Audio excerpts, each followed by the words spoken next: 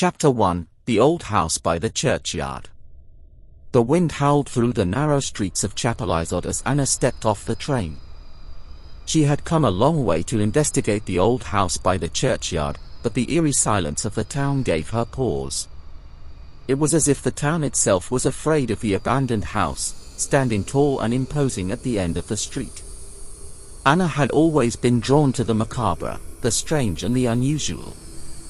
It was this curiosity that had led her to pursue a career in journalism, and it was what had brought her to Chapelizod. She was determined to uncover the truth about the old house, and the stories that surrounded it. As she made her way through the cobbled streets, she couldn't help but feel a sense of unease. The houses were old and decrepit, and the few people she saw looked at her with suspicion. But Anna was undeterred. She had come too far to turn back now. Finally, she arrived at the old house by the churchyard. It loomed over her, the ivy-covered walls and broken windows a testament to its age and neglect. Anna took a deep breath and stepped inside, her heart racing with anticipation. The inside of the house was even more unsettling than the outside. Cobwebs hung from the ceiling, and the musty smell of decay filled the air. As she made her way through the dusty rooms, she could feel eyes watching her, could sense a presence that she couldn't explain. But Anna was not afraid. She was determined to uncover the truth about the old house by the churchyard, and nothing would stand in her way. She set up her equipment and began to investigate, her curiosity piqued by the strange artifacts she found and the whispered rumors of a curse. As she worked, Anna began to feel a sense of unease.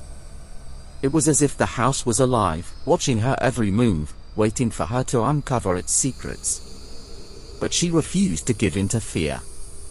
She was a journalist, a seeker of truth, and nothing would stop her from discovering the secrets of the old house by the churchyard. Chapter 2: The Mysterious Neighbor. Anna soon discovered that the old house was not the only mysterious thing in Chapelizod.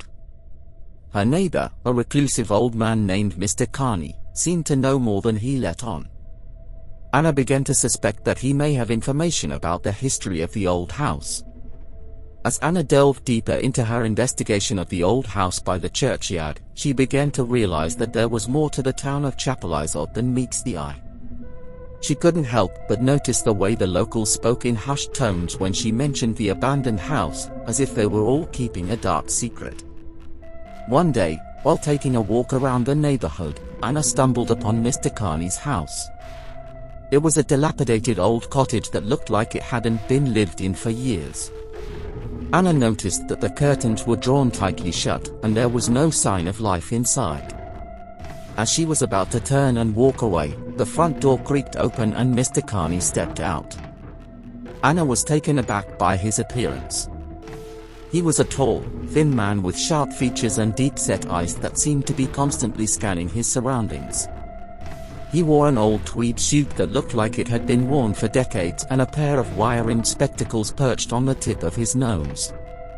At first, Mr. Carney seemed hesitant to speak to Anna, but after a few minutes of small talk, he began to open up. Anna told him about her investigation of the old house, and to her surprise, Mr. Carney seemed to know a great deal about its history. He told her that the house had once been home to a wealthy family who had lived there for generations. But after a series of tragedies, the family had fallen into disarray, and the house had been left to rot. Anna was fascinated by Mr. Carney's story and couldn't help but feel that there was more to the old house's history than what she had originally suspected. As she said goodbye to Mr. Carney and made her way back to her own house, she couldn't shake the feeling that she was being watched. Anna continued her investigation into the old house, determined to uncover its secrets. She spent hours poring over old newspaper clippings and town records, trying to piece together the house's history.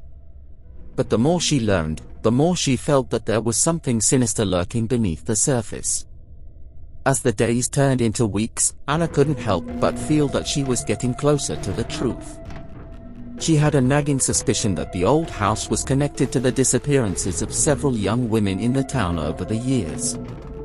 and she couldn't help but wonder if Mr. Carney knew more than he was letting on. Anna knew that she had to be careful.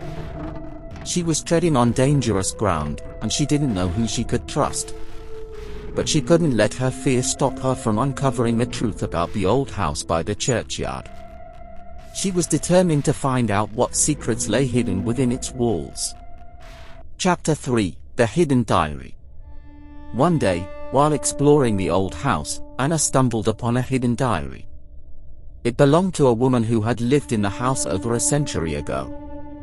Anna's heart raced as she flipped through the pages of the old diary, her eyes darting back and forth over the faded handwriting. The words spoke of tragedy, of lost love, and of a darkness that seemed to linger in the very walls of the house. As she read, Anna felt a chill run down her spine. It was clear that the house had a long and tragic history, and that the secrets it held were dangerous. She knew that she had to be careful, but she couldn't resist the pull of the diary and the mystery it held.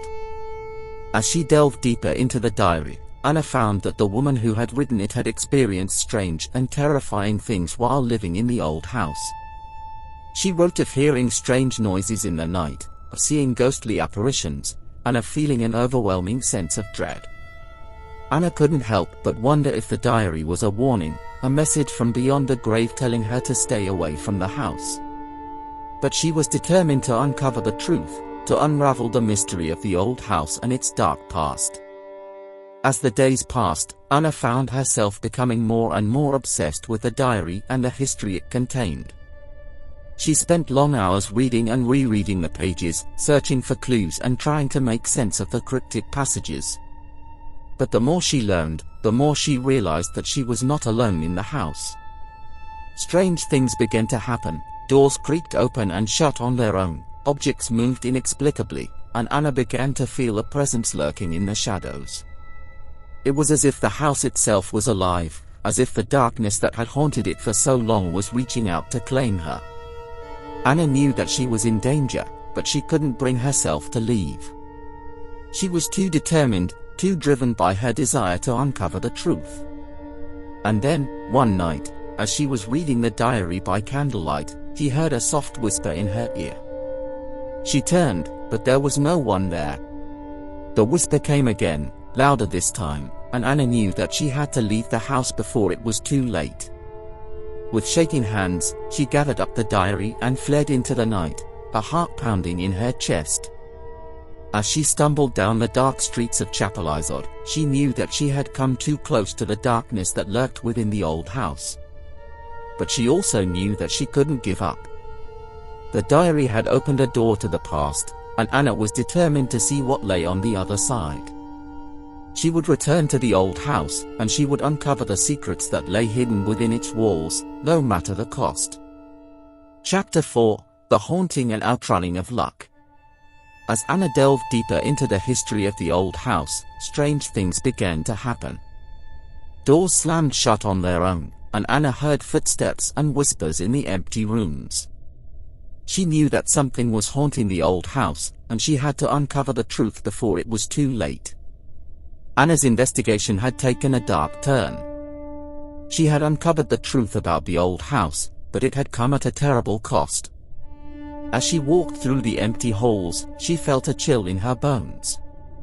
The whispers and footsteps that had once haunted her now seemed to be closing in around her.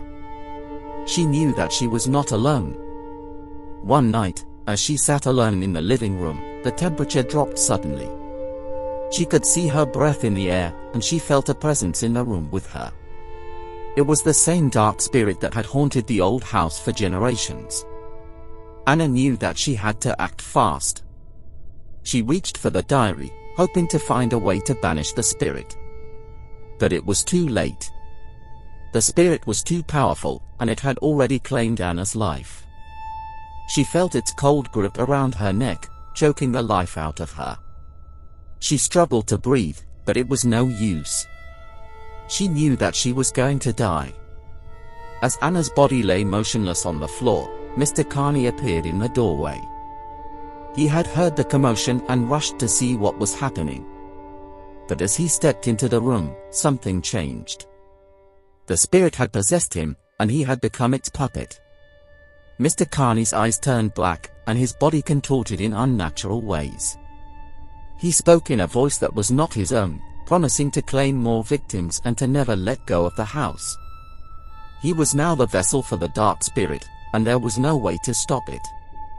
The people of Chapelizod continued to whisper about the old house by the churchyard, but now they did so with fear and dread. They knew that the house was cursed, and that the spirit that had claimed Anna's life was still there, waiting for its next victim.